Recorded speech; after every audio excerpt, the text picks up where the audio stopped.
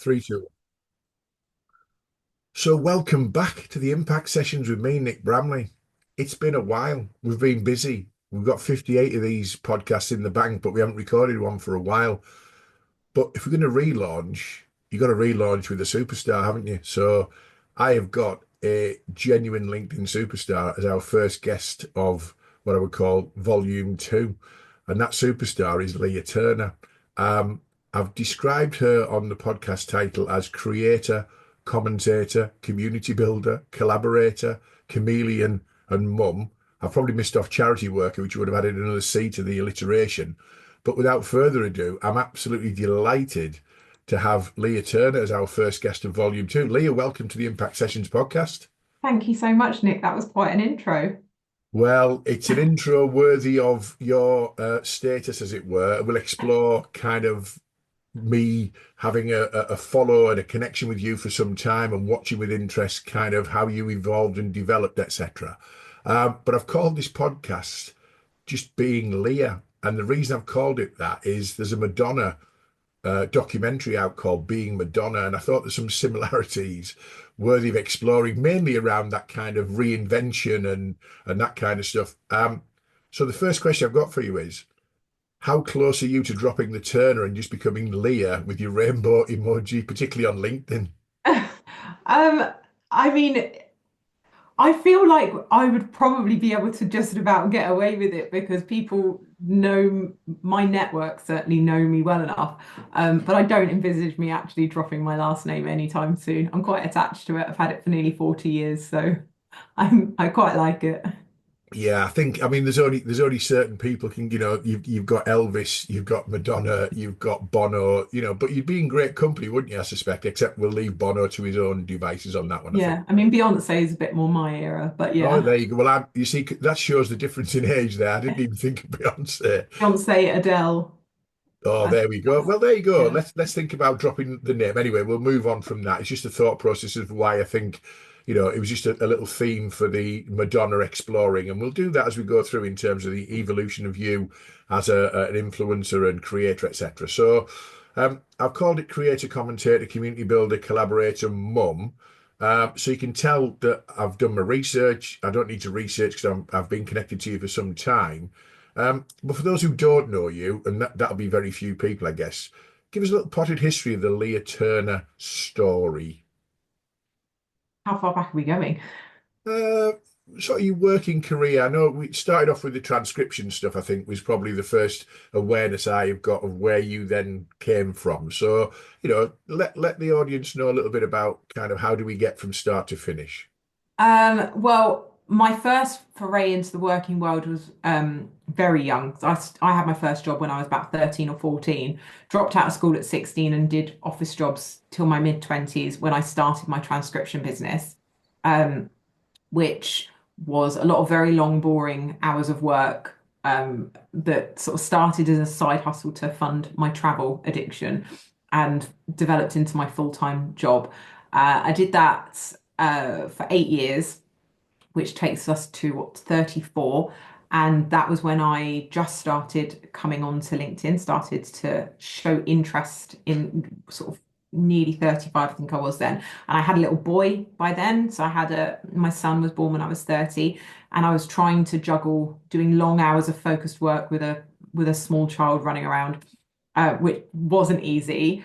So I started looking for better clients. I wanted to work with less customers, but more volume. And I didn't really have a marketing budget. So I went onto LinkedIn very reluctantly with a view to, is this somewhere that I can maybe find some clients?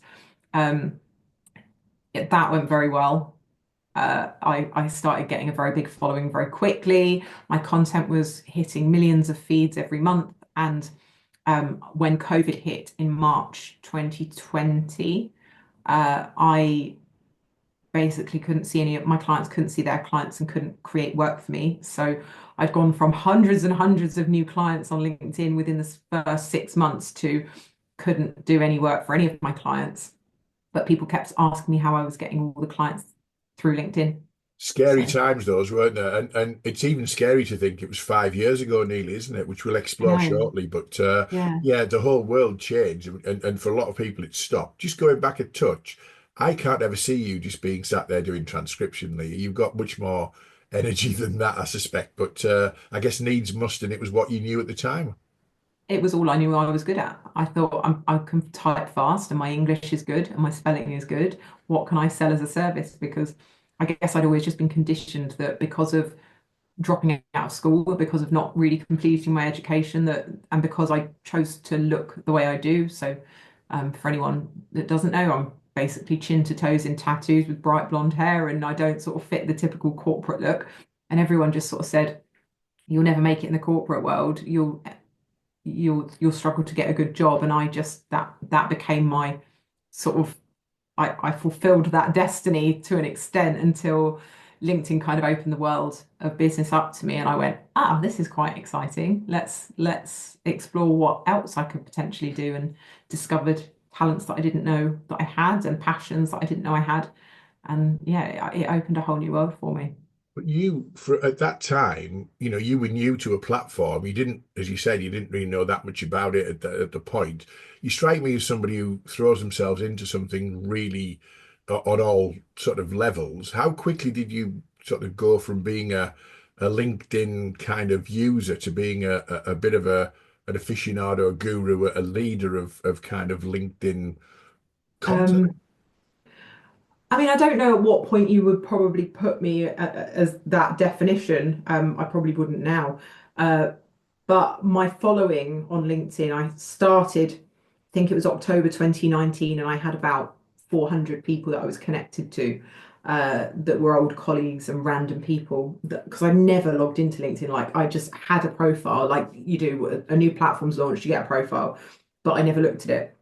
Um, and within the first 2 months, I hit 10,000 followers. Within the first 6 months, I was at 30 or so thousand. And then it just kept growing from there. So yeah, So it was you very you quick. obviously knew you were onto something, but Mm. were they following your content? Were you deliberate at that point, or was it sort of an accidental? It can't be an Oh accidental, no, it goes no, it was nuts. totally accidental. I wasn't even looking at how many followers I had. It wasn't until somebody else said to me, "Your following is going up really quick," that I went, "Oh, is this not normal?" Because that I wasn't in competition with anybody else. I wasn't trying to get loads of followers. I was just like, I enjoy writing, and I was having fun learning from people and having conversations with new people. So I was there in the comment sections. I was writing my own little funny, quirky stories about things that had happened in my life. Um, Funny things going on in business, things that I'd learned, things that I was trying to learn. Um, so I just started sharing the kind of journey that I was on, and people came along for the ride, and I was like, oh, this is quite fun. Like, I'm getting lots of messages, and I'm getting loads of clients, and I'm able to hire people to help me. And it was all, for me, it was just really exciting. And it wasn't about how many, it was just about the opportunities and the conversations and how much I was learning as I was doing it. So yeah, it was. So so it quickly became a monetized solution, I guess, in terms of people saying, "You're doing great stuff on LinkedIn. Can you show me how to do it?" And then you've got then I Yeah. guess you had workshops and masterclasses and online stuff, and and and at that point, did that feel like that was your next reiteration, having left behind the transcription stuff? That became your, this is what I'm going to do. It took me a while to get to that point because I think I because I was getting so many clients for the transcription, and even though I'd started the LinkedIn training, I still had inquiries for transcription work, but I was just giving it out to freelancers that I was sort of outsourcing stuff to. I assumed probably for the first like 3 months, 4 months, that the LinkedIn stuff was just temporary until COVID lifted, and I, could run my transcription business again. So that was still my plan A. And the LinkedIn training, I was just like, oh well, I'll just do some of this until COVID How, buggers off, and how very then I'll be wrong, all right. how very Yeah, wrong and you could then be, Leah, I yeah, guess. yeah. Well, it straight away started making me a lot more money than the transcription did. And when I realized that I actually enjoyed it as well, and that I was getting, like, my clients were getting great results from what I was teaching them, and so then I just realized that I had to kind of leave the transcription behind and go all in on the LinkedIn training. There's a couple of points in what you've just said there. One we'll explore shortly in terms of this relationship with your freelancers, which I guess is the community piece that's evolved into something else, which we're going to talk about. So you've obviously had a natural instinct for working with people that you trust, building relationship with people who can work with you, and that's developed into the HoLT, which we will explore as part of this podcast. But the other thing there is, it felt like a temporary thing during the sort of COVID lockdown. Now, 5 years on, could you have envisioned at all where you are as Lea Turner now, 5 years ago, when you were doing this sort of post-COVID filling in on LinkedIn kind of stuff? No, not in a million years. No, I would have told you were absolutely mad if you told me that was where things were going to go. Because back then I was on government support. I was earning about most months I was bringing home between 1,200 and 1,400 pounds, working between 40 and 60 hours a week with a small child at home. I couldn't make rent on my own. I was getting subsidized for childcare. Like I had to be careful what I spent at the supermarket and often putting things back because I didn't have it in my budget for that month. So no, if you told me that in 5 years' time you'll have a business that's, made upwards of seven figures in 3.5 years and right, no, not at all. Okay. But I'm glad. Well, And I think, the unexpectedness of it all, I think makes it feel even more special because everything's a bonus because I never dreamed to have this. I never expected it. I never, um, it wasn't in my head at all. So it's hmm. just like every day is a bonus. So Well, you strike me. I mean, obviously, you didn't have a business plan 5 years ago to get to where you are now, and you've mentioned it's sort of everything's a bonus. But I'll be honest with you, you strike me as somebody who puts the hours in, puts the work in, puts the research in, looks at how to add value. So these things are not accidental here, are they? I would suspect that you would advise anyone that nothing comes for free, and if you don't put the hours and the hard yards in, you're really not going to get the rewards. Would that be a fair assessment of your DNA? I think working hard is yeah, it's in my DNA. My dad worked very hard. So my dad passed when I was 10, but he was a hard grafter. And then I was raised by a single mum after that, and she worked really hard. Never made much money. We were pretty like low down on the scale when I was growing up. Um, but I always saw people working hard and knowing that if they wanted something, they had to put the work in to get it. And so I'm like that, and I don't probably work as hard as I used to. I think I've become more comfortable because I'm more comfortable financially and because my businesses are set up as like recurring income now. I don't feel the need to work late in the evenings and work through the night like I used to have to, thank God.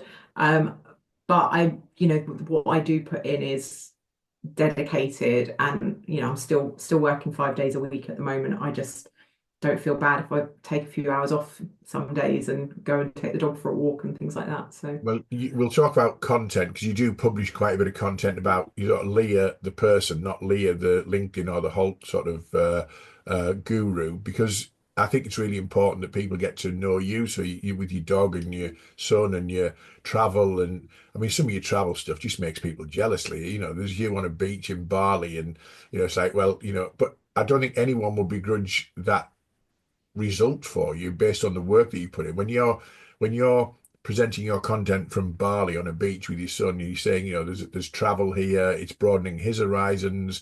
I've worked hard to get here. And I think most all the comments I see on your LinkedIn profile at those kind of times are people saying, go for it, well done, enjoy, and all that kind of thing. There doesn't seem to be much negativity on that basis. How do you manage that? Because social media can often be called anti-social media. How do you manage to get people on side? um, I think because I don't know. I I think because I've predominantly been a nice person to as many people as possible. I don't stand for idiots, and I'm quite willing to stand up against people that come at me unnecessarily. Um, but I think I've created a community around me that the majority of them get it. Like, I'm not posting from a beach to brag. I'm like, this is my time out because, and I'm not like in a five-star resort in the Maldives from my yacht going, look at me and my Chanel purse and how fancy I am. It's like me with a bucket and spade on the beach in Bali with my son eating noodles and renting a scooter. Like, it's not, we're not living in the lap of luxury. And don't get me wrong, I've been very lucky and had some luxury travel for work, but it's that we traveled before, and so right at the very beginning when I was still broke, I was still sharing travel stories, because that's always been really important to me, and I used to be very clever with any tiny bit of spare money that I had in how I funded traveling. So we travel on a budget, and we'd stay with people that I knew in those places to make it achievable. So travel's always been part of my story. So I think people know that that's a huge passion for me, and it's not, um, it's not just me hopping off a private jet in Dubai every week. It's like quality time between a mother and a son Yeah. that works hard and puts him first all the time. So I think maybe people connect with that better than it doesn't come across maybe like I'm showing off. I would Um, agree with that. I want to explore that kind of authenticity, really. And when you first appeared in my kind of LinkedIn consciousness, maybe post COVID or a COVID time, and you are a sort of, like you say, you're not the corporate sort of style of person. You've got that look and that kind of unashamed kind of, this is Lea Turner. You damned authentically, and a couple of things that stood out for me was the authenticity, the ability and the willingness to call people out who weren't being in that space. Or, I've seen you shame people in the right way who've just been absolute arseholes, and you've just, posted something. You protected their kind of names, but the principle of someone being an arsehole is just not on your radar, is it? And the vibe doesn't fit. And yeah. then the bit that got me was, I think you were the first person ever that I came across who was giving stuff away on LinkedIn. So you used to share content that was valuable. It wasn't just content that was, this is Leah, this is LinkedIn. You shared practical tips and hints and information. And I thought to myself at the time, isn't this lady a trainer? Doesn't she train on? Why would she give away her content? Can I ask you why you did that and what that result of that was? Because at the time, I thought it was revolutionary.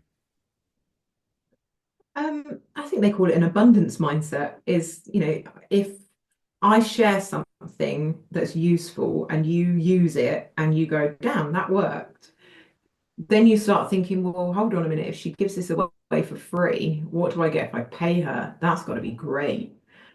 And that kind of it made people trust me because they saw that I was there genuinely trying to help. I wanted to see them improve. Whether or not I made any money from it, I wanted to see people getting more from the platform, actually enjoying it and getting benefit from being there. So my goal was always to make a LinkedIn, or to make my little corner of LinkedIn a useful and not scary and welcoming and an exciting place to be for people.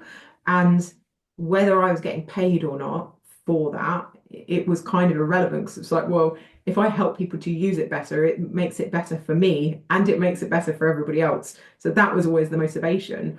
And then obviously, the more people that knew my name, because I'd given them something useful, they'd remembered me for doing that. They'd remembered that I'm someone that they could trust, that was out to help. And so they'd mention my name to people that wanted to get better at LinkedIn. So it completely, like, self-serving. The more I helped others, the more they wanted to help me, and they became the best marketers for my Well, business.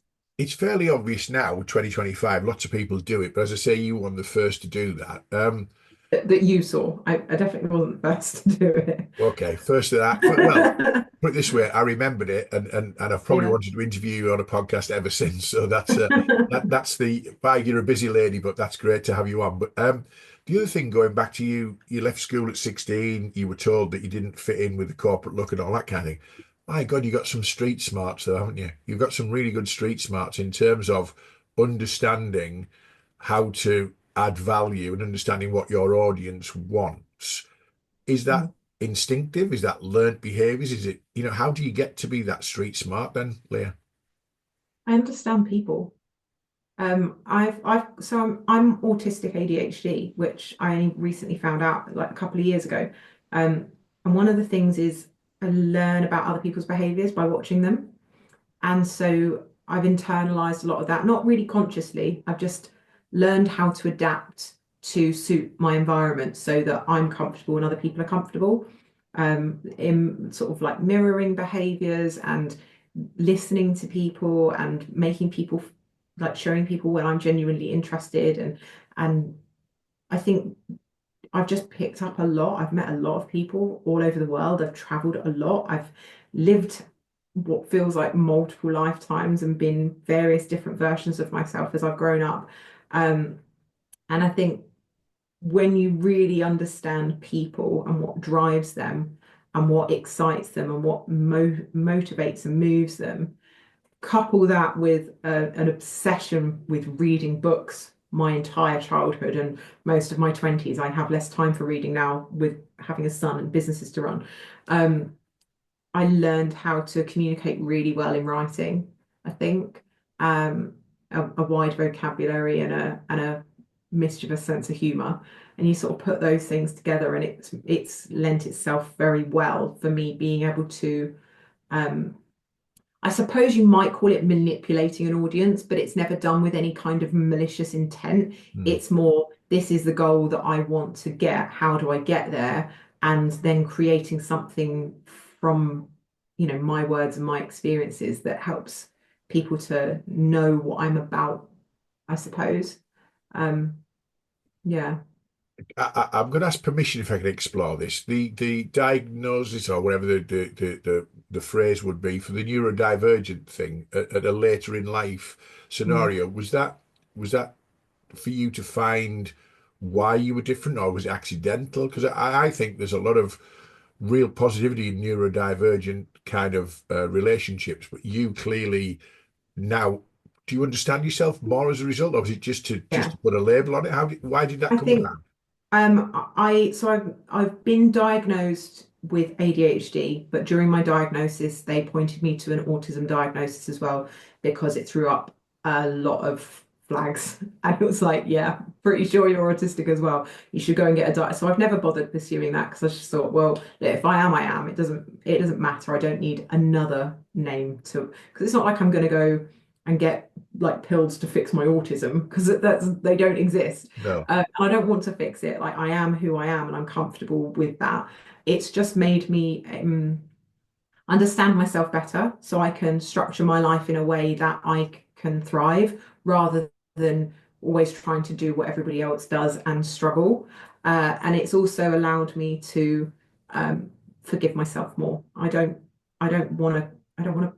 I don't feel shame when I can't fold the laundry and put it away. I don't feel like an idiot when I struggle to fill in forms because I get completely overwhelmed. There's way too much information. Like I don't have that shame and I don't punish myself anymore. I just go, no, this is the way my brain works. Yeah. What can I do to help myself to achieve these things? Is it, well, my VA now fills in forms for me, or is it I organize my house in a certain way so I don't keep losing things because now everything has its own place.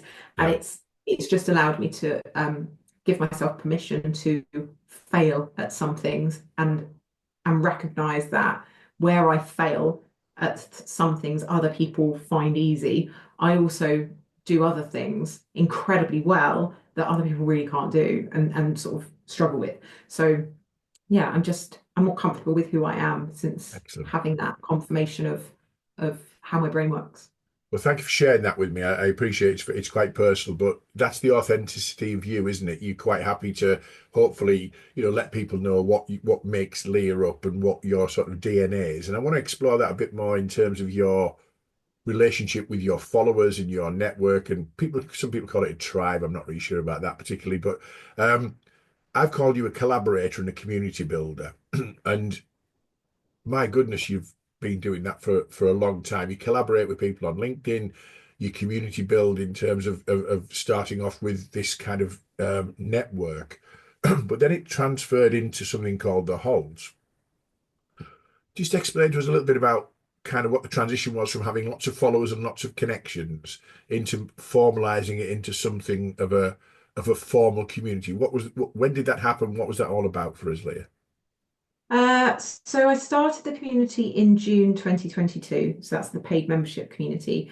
Um, I wasn't sure about it at first. I was doing LinkedIn training and that was all going really, really well. But I noticed that there was a need for more connection between people, for supporting one another. There was a lot of loneliness in the world, especially for business owners. I was isolated. I felt lonely. I had lots of skills that I needed to learn that I couldn't, you know, there were so many different courses out there. I didn't know who to trust. And I realized that if I was struggling with those things, other people were. And I was working with those people and they were telling me, like, oh, I need to learn this. I was doing LinkedIn training. I was like, I can teach you how to use LinkedIn, but I can't teach you how to write a good email sequence. I can't teach you about copywriting. I can't teach you about email marketing. I can't teach you about landing pages and building a website. And that so many of them struggled. They didn't have any of those basic things. And I went, well, hold on a minute. I know loads of people that do know how to do these things. I'm working with these people. So what if I contacted the people that I know that are experts in these areas and I brought in business owners that need to learn these things, and instead of them paying $200, $300 for a course for every different thing they need to learn, they just pay me and they learn it from an expert that wants the audience that I have. I had so many people that wanted my help that it made sense. So you weren't sure it was going to work, but it makes, when you look at it, it does make sense. It was probably always destined to work, driven by that kind of knowledge of everyone's in the same boat. Has your audience Mm. always been the sort of small, medium-sized business owners who have to be, in most cases, a jack of all trades, but they need the expertise, the outsourcing, whatever? Was that always the Uh, end game of who you're serving and supporting? So when I was doing the LinkedIn training, it was a real variety of people from, big corporates to like solo business owners. So there was a lot of like individual business owners in there, but there was a really big mix. The people that started following me, I have no control over who follows me. So there's a massive diversity of people. But I think the difference was I learned who I wanted to serve more. And I really enjoyed making the money from a high ticket client, but I didn't enjoy the process of trying to get the clients. Um, it had to be so strategic and I had to focus on these people that were making a certain amount of money. And I was like, but they're not my people. My people are the people like I was 5 years ago that are sat at home on their own. They've got kids at home, they're bored, they're isolated, they've got a million skills to learn, and they're trying to juggle everything. I was like, those are my people, and they don't have thousands of pounds to spend on the training. So those are the people that I felt really aligned with and drawn to want to help more. I wanted to help people to get to what I've got now, where my business affords me thankfully, a comfortable lifestyle. I'm not rolling in money, but I can live comfortably. I'm not panicking about affording the gas bill. And I just wanted to help people like that more than help the rich get richer. Well, I'll explore other communities because I think when people see a community working like yours, there's a lot of these people who then think I'll do a Me Too version, but they don't always work. Can I ask you why the HoLT? We'll explain or explore in a minute a bit more where it's going and what's happening with it, but why the HoLT works when so many other community groups, online groups, paid for membership things really struggle. What's the difference? Doesn't sound really arrogant, but me, I'm the difference. I had a strong community before I started, a large and strong community that I had poured myself into for 3 years and was known to be helpful and supportive and kind and have strong boundaries about what I will and won't accept. So I think I've made people feel safe, like I was a safe investment, and it's low cost. So people are willing to come and try it for a few months without it costing them a fortune. Mm. Um, and I'm in there every single day, every day. I'm Yeah. in there answering questions, tagging people that can help one another. I'm encouraging people to communicate. And the variety of business owners in there, and they all come in with a kind heart. and a view of how can I help the others that are here. And that's the big difference. Like I hear a lot people come in and they say, well, I've been in other communities and they're never as chatty as this. They're never as supportive. The chat rooms are always dead. It's just people occasionally asking questions. Whereas people are in ours actually having conversations and jumping on calls with one another and giving advice. I've literally just come off a community call where one lady said, oh, actually, I work with those kinds of people. Let's just connect. We can jump on a call. I reckon I've got some referrals for you. And immediately, like connection, they've never talked before, but they're both in the community. And immediately they've Yeah. made a connection and they're there to help each other out. And someone posted this morning looking for a painter decorator in Sheffield, and someone else said, oh, this guy, he's doing some work for me. And boom, like it not necessarily what we intended, but helps help, right? Well, So yeah. I could throw conductor, which is another alliteration at the headline then, couldn't I? Because you're conducting that orchestra for your I whole am, members. yeah. So let's just explore the transition then, because this is another kind of reinvention moment. At the end of 2024, towards the end of 2024, you announced that you were stopping doing what had been your core business, LinkedIn training. And I think there's a lot of people who are disappointed or upset because they love that part of what you do, to concentrate purely on this community build of the HoLT. Can I ask you why it's all eggs in one basket and a move on, and why that's the right thing for you and your community? Because that's a hell of a brave thing to give up an income stream, I guess, that LinkedIn training was already creating. What's the thinking behind that, Leah? I reached as far as I could go with LinkedIn training. There was no further challenge for me in it, and that's part of the joy that I get from doing business. Like, it's not. It, I know how privileged this sounds because I have been on the breadline and I have been scraping together the pennies at the end of extra every month. But the money that the HoLT makes is enough for me to pay my team, to pay myself, and to live comfortably. And I was burning out trying to do both and trying to divide myself between two things, and neither of those things could ever reach their potential where I was divided, and Mm. I knew that. And with LinkedIn training, it was never going to be scalable. It would always have to be me. Yes, I could franchise it. Yes, I could have an academy and train loads, but I don't want all that. I don't want employees. I don't want all that stress. The whole is scalable, and I can make more impact to more people, and grow my team and grow it infinitely. And it's not necessarily going to take up more of my life because as it grows, the team grows, and it doesn't mean like I have to be working 7 days a week. Yeah. I can work 5 days a week. I can work a reasonable amount of hours. I can make a comfortable income, and I can help hundreds of people. That for me, that was the That goal. you describe that as a win-win, win-win, win-win all the way down the line, that wouldn't you, really? Hmm.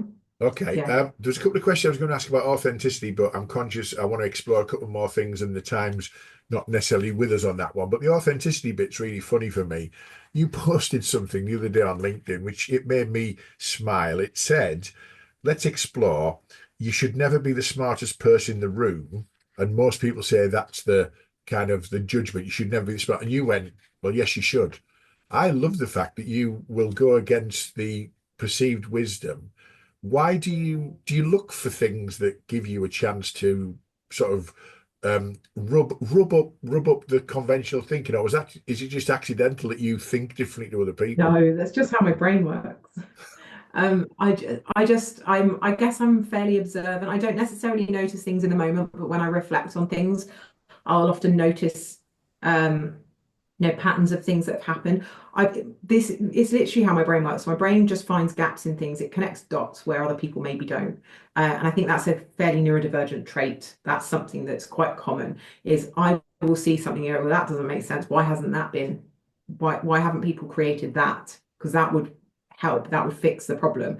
Where most people see problems, I see opportunities and solutions. Yeah. Or if I can't see a solution, I'll figure out what the solution would be. And that's how the HoLT came about. Um, that's how the LinkedIn training came about in the first place. And that's how when I'm creating content, I'll just I'll have heard something and then go, well, hold on a minute, this experience that I had contradicts that piece of advice. So that's a good juxtaposition to create a piece of content on. Okay, no worries. There's I not really won't. any strategy to it. It just, that's how my brain picks things I, up. I think your lack of strategy is endearing in terms of how you got to where you get to. Because I'm not suggesting you haven't got a strategy or a plan, but it does seem like a Oh really no, I good. don't. I'm winging it every day, Nick. I literally don't have anything planned in advance. I wake up and I go, what do I feel like talking about today? And put a post together. And that's Excellent. it. Like, Okay, is that where the ice cream van tracking app came in, and the mobile gift wrapping service that you mentioned over Christmas? Is it, hey, here's they're some just things I ideas. hate. I just hate running out in like, where's my purse? I can't find my phone. The ice cream van's here. I haven't got my shoes on, but it's only going to be there for the next 2 minutes. Like it just made me realize, like, why do I not have a thing on my phone that just tells me that? Because you can't always hear the ice cream van, and by the time you can hear it, you're usually too late. So that was just through a need. And the what was the other one? Mobile gift The wrapping. Oh, I just hate wrapping presents. I'm rubbish at it. I do not have the patience. Like I think next year I'm just going to buy gift bags for everything unless someone creates this mobile gift wrapping thing. Yeah. So yeah, that was all that was. I like to have nicely wrapped presents, It made but me I don't smile. wrap them. Some of those ideas were clearly of the time. I could sense frustration in your seasonal pressure of wrapping gifts and thought there must be a better way. So, Yeah, two final points to explore. One is I want to give you a platform to talk about the charity work that you do in Moldova, because again, that's Lea Turner person, Lea Turner business person, Lea Turner charity supporter. Just briefly tell us a little about the Moldova charity, how that came about, and what that's about for the audience to maybe be aware of and potentially support. yeah. So it's a charity called Hope for the number four, um, and back when the war broke out in Ukraine. Um, there was a lot all over social media about what was going on, and I wanted to do something to help. And I decided I was going to do some LinkedIn training, but at a really low rate. And I got some other LinkedIn trainers involved. Um, and we did a webinar. It was dubbed in the newspapers as LinkedIn Live Aid, but we did this webinar and we had nearly 1,000 people buy tickets, and we donated all of the money to Hope for because they were on the ground doing the work, that like the money was going straight into their hands to go and buy supplies for refugees coming across the border into Moldova. Um, Moldova is the poorest country in Europe. It's 80% poverty, and they accepted 90,000 Ukrainian refugees as a result of the war. Um, they were mostly women and children that were at high risk of trafficking. So they work there as a charity. They support people living in poverty, victims of war, people at risk of trafficking, and victims of domestic violence, which is very high rate of domestic violence in Moldova by men. So I started working with them. I just basically called them and said, look, I'm doing this fundraiser. I'm going to send money. Please let me know where to send it. That friendship with Chris Lomas and Zoe Lomas, that are the founders, blossomed. I've now been over to Moldova 3 times, twice with my son, and actually, helped out, physically helped out. I sponsor a family over there, a lady who's got 4 sons.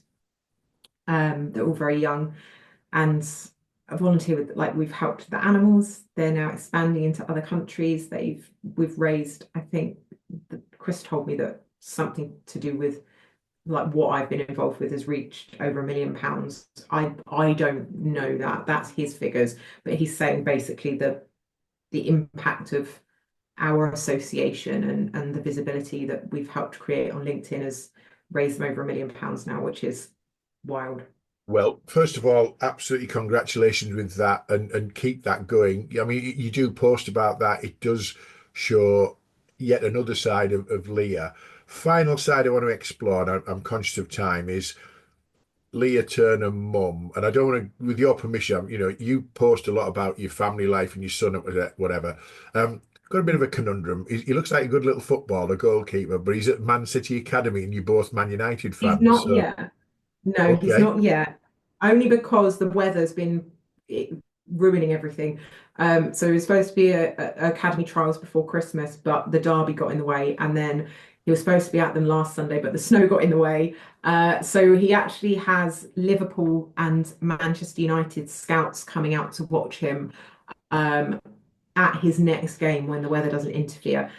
So whether that happens first or the City trials happen first, so it's and he's also been scouted by Bolton Wanderers. So Well, it's everyone's hopefully at least one of them's going to want him in their academy. So I would say you've got City and Liverpool. You're both Man United fans. That's like the Antichrist, isn't it, I for know, those two? but it's very normal. It's very normal in the academy world that you know once you're in, and then you Yeah, can be passed between different teams. So just because he's trained there doesn't mean he will, stay there forever or whatever. So that's it's an okay. interesting one. I'm learning how to be a football manager at the moment, basically.